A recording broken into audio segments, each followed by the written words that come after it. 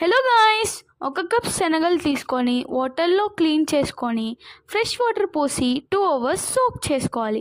2 hours అయిన తర్వాత ఒక మిక్సీ జార్ తీసుకొని సోక్ చేసుకున్న శనగలు 2 ఇంచ్ అల్లం వేసుకొని బాగా గ్రైండ్ చేసుకోవాలి. గ్రైండ్ చేసుకున్న బ్యాటర్ని ఒక బౌల్లో తీసుకోవాలి. తీసుకున్న తర్వాత కట్ చేసి పెట్టుకున్న ఆనియన్స్, 3 పచ్చిమిర్చి, 1 స్పూన్ జీలకర్ర, కొంచెం ఉప్పు వేసుకొని బాగా కలుపుకోవాలి.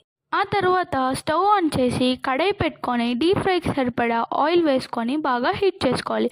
ఆ బ్యాటర్ని తీసుకొని చిన్న చిన్న వడలుగా చేసుకొని హీట్ అయిన ఆయిల్లో వేసుకోవాలి.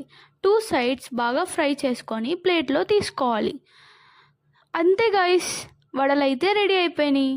మా చెల్లి అయితే దీన్ని టేస్ట్ చేసేసింది. మా నాన్నమ్మ చేసిన రెసిపీ అయితే అదర్స్. మీరు ట్రై చేయండి guys. Thanks for watching. Bye. Lots of love.